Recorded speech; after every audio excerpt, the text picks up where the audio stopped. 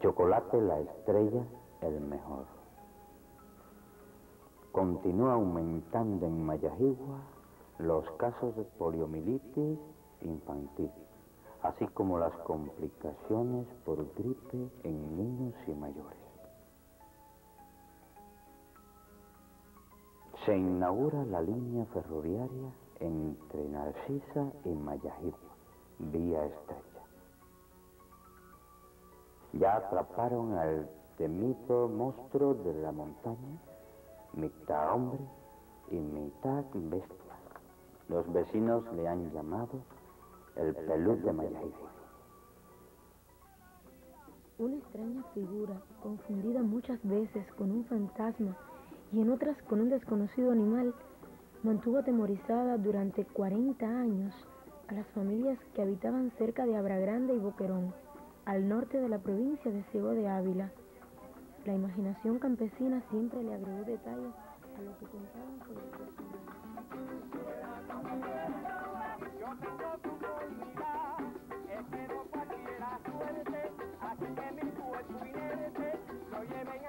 No, cabello apodo y cabello apellido. Todo el mundo me llama por cabello. ¿La corúa? ¿Por qué? No sé, porque siempre ando volando por ahí, de aquí a allá, y nadie me encuentra. Papillo. ¿Por qué?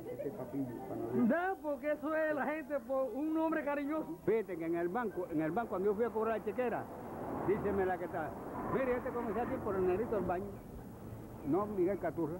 Era una tradición de eso, de este pueblo, como jicotea, mirringa, paja larga, Benito Tilapia, unos cuantos más mundos. Y cuando alguna jutilla se colgaba por el rabo, con una flecha sin cabo le tiraba y la cogía. Las riberas del río eran más bellas las rosas.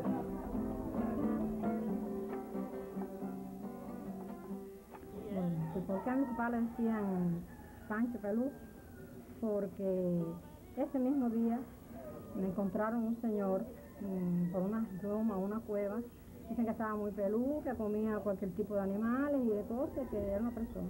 Pero que mi papá nació ese día, el 4 de junio del año 10. Y un tío de él, que murió también, fallecido ya, se llamaba Andrés González, dijo, cogieron a un pelú, pero ha llegado otro.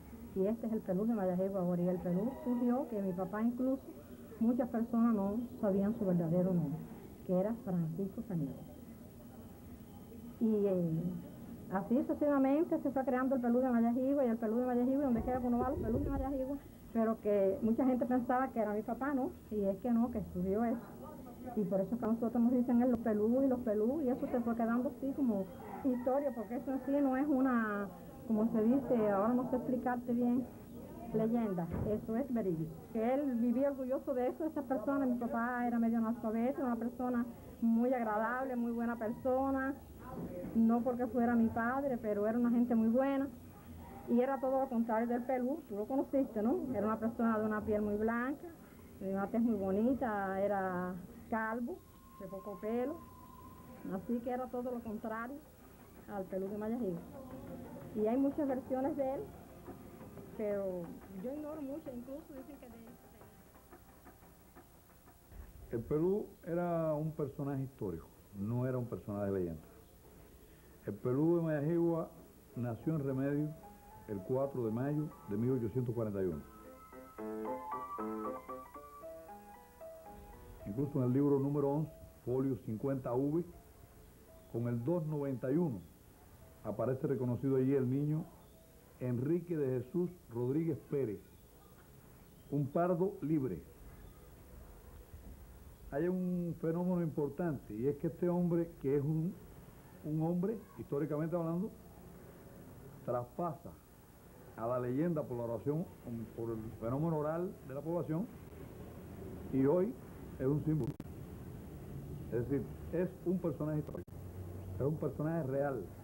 Enrique de Jesús Rodríguez Pérez, con el apodo de Barajay. El Barajay es un mote. Su historia comienza en la guerra del 68. cuando llega acá a las villas, a esta región, sobre el 69, se alza el joven Enrique Rodríguez Pérez, panadero de Remedio, como muchos jóvenes más, se integran al Ejército Libertador. Él sigue el combate, tiene varios combates. En el último, que es en Abras Grandes, cae gravemente herido y lo dan por muerto. Pero él logra recuperarse y se interna en el monte. Ahí, luchando con la vida, logra...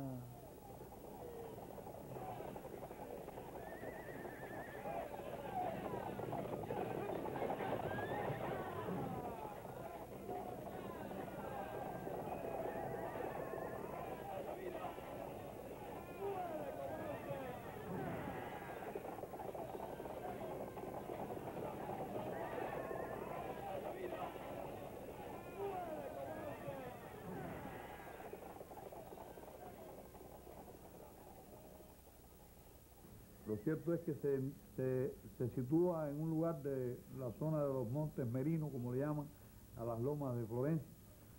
Y entre Abras Grandes, Florencia, Los Ramones, el Boquerón, comienza una vida diferente a la que él llevaba. Y solo. Esa vida para él fue difícil, porque en los primeros días de estar en el bosque, él se cae, se le produce un accidente bastante fatal, cazando una jutía. Se cae en un lugar que no podía salir por la rotura de una pierna y una herida. Le cuesta trabajo incluso sacarse una piedra que se le incrustó en la carne.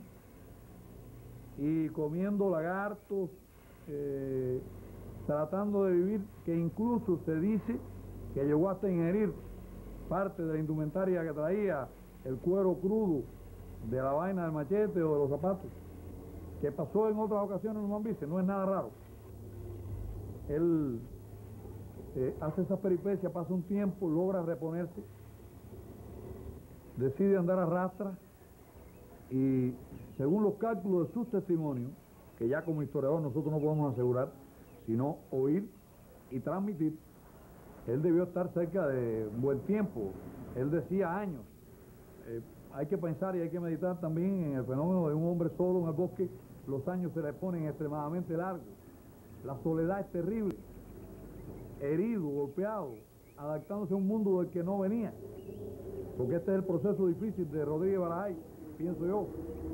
Yo pienso que ya a los primeros 10 años él es dueño del bosque. Él se ha hecho dueño del bosque, como decía Gómez, y ya entonces empieza a aprovechar el bosque, pero en esa etapa en que se cae, se hiere, está tratando de alimentarse, se restablece y empieza entonces un proceso de supervivencia, que es muy importante destacar esto, de supervivencia para un ser humano en el medio del bosque. Por eso algunos periodistas después, que vamos a hablar de eso, le dicen el Robin, el cubano. Él empieza a adaptarse, a moverse, a crear una estructura de vigilancia. En esa dificultad le es muy difícil de estar bajando a la cueva donde él mayormente moraba. Él empieza a adaptarse, a moverse, a crear una estructura de vigilancia, una estructura de subsistencia en el bosque, e incluso crea lugares donde vivir, donde radicar, crea fogones, crea estancias son sitiecitos con sembradíos de viandas que no se echaran a perder, es decir, que duraran un buen tiempo, malanga, boniato, para poder moverse con ellas, porque ustedes saben que si es yuca, por ejemplo, la yuca...